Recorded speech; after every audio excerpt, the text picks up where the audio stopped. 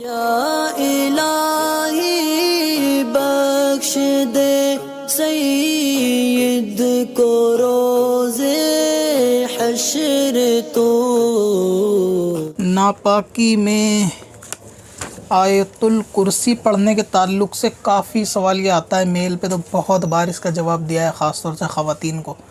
تو اس لیے سوچا چلو اس کی ویڈیو ہی بنا لوں کہ خواتین کے لیے، اور جو ناپاک شخص آیت الکرسی ہے سورہ فاتحہ کے بارے میں لوگ اکثر پوچھتے ہیں، تو حالت حیض میں یا ناپاکی کی حالت میں اگر کوئی خاتون یا کوئی شخص ایسا ہے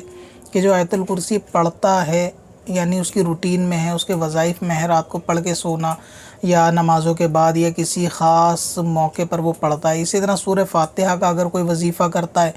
عمل کرتا ہے، تو وہ ناپاکی کی حالت میں بھی ان کو جاری رکھ سکتا ہے۔ آیت الکرسی کے بارے میں خاص طور سے پوچھتے ہیں تو اس کو بھی حالت حیض میں پڑھا جا سکتا ہے، لیکن ان صورتوں کو قرآن پڑھنے کی نیت سے نہیں پڑھا جا سکتا، بلکہ دعا کی نیت سے یا ذکر کی نیت سے پڑھا جا سکتا ہے، اور معروف یہی ہے کہ وہ ذکر اور دعا کی نیت سے ہی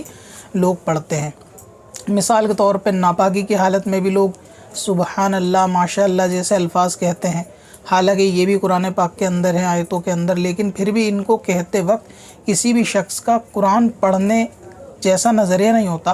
بلکہ وہ ذکر کے طور پہ اور ایک روٹین کے طور پہ ان کے منہ سے نکل جاتا ہے۔ جیسے حالت حیض میں بھی اگر عورت کسی چیز کو دیکھ کر ماشاء اللہ بولے، الحمدللہ بولے شکرانے کے طور پہ، اسی طرح کھانا وغیرہ کھاتے وقت بسم اللہ پڑھ کے کھائے، تو کیونکہ بسم اللہ بھی قرآن ہے اور اس کو بھی پڑھا جا رہا ہے۔ اسی طریقے سے کسی پہ دم کرنے کے اعتبار سے کوئی اللہ تبارک و تعالیٰ کا نام یا قرآنی آیت جس کو لوگ دعا کے طور سے پڑھتے ہیں، تو ان سبھی چیزوں کو حیض کی حالت میں بغیر قرآن کی نیت سے پڑھا جا سکتا ہے۔ تو اسی طریقے سے آیت الکرسی کو، سورہ فاتحہ کو بھی پڑھا جا سکتا ہے، اور بسم اللہ شریف کو بھی، اور اس کے وظیفے کو، یعنی کوئی کسی کے عمل میں اگر 100 بار، 200 بار، 500 بار ہے تو اس کو وہ پڑھ سکتے ہیں۔ تو جو اور جن کو رات کو پڑھنے کی آیت الکرسی عادت ہے، جیسے اپنے وظیفے کے طور سے صبح شام پڑھنے کی، یا رات میں یا کاروبار پر بیٹھنے سے پہلے پڑھنے کی، تو وہ رات کو سوتے وقت بھی ان کا جو ہے نا ورد کیا جا سکتا ہے۔ تو کیونکہ ہم ان آیتوں کو، ان صورتوں کو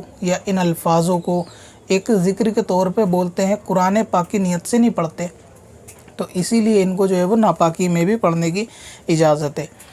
باقی جو 3 یا 4 کل جو مشہور ہیں ان کو اگر آپ پڑھنا چاہیں، یعنی کسی کو سورہ اخلاص پڑھنی ہے ناپاکی کی حالت میں، تو وہ پہلا لفظ قل ہٹا کر جو ہے وہ پڑھے۔ تو اس لیے چاروں میں سے اگر قل ہٹا کر پڑھیں، جیسے ہو اللہ احد سے شروع کریں، تو اس کو بھی جو ہے وہ کسی خاص موقع پر ناپاکی کی حالت میں پڑھنا چاہے تو پڑھ سکتے ہیں۔ تو اس لیے آیت الکرسی، سورہ فاتحہ، بسم اللہ شریف ان کو پڑھا جا سکتا ہے، لیکن ان کے لیے بھی، خواتین کے لیے بہتر ہے کہ اگر مان لیجئے جانماز پہ بیٹھ کے پڑھنا ہے تو کم سے کم ہاتھ دھو کے یا کلی کر کے ہی ان کو پڑھیں۔ یعنی ہاتھ دھونے سے مراد یہ کہ جب تسبیح کے ساتھ پڑھیں، اور کلی سے مراد یہ کہ اگر ناپاکی کی حالت میں ہے تو بھی کم سے کم یہ کہ ہاتھ اور کلی وغیرہ کرنے کے بعد ہی ذکر کو کریں۔ مثلا یہ کہ کسی کو سونے سے پہلے آیت الکرسی 10 بار یا 20 بار پڑھنے کی اس کی روٹین میں ہے، تو وہ کلی وغیرہ کر بیٹھے اور پھر اس کو ورد کو کیا جا سکتا ہے۔ ٹھیک ہے جی، دوسرے جو ورد ہیں ان کو، یہ دوسرے وظیفوں کو ناپاکی میں کرنا ہے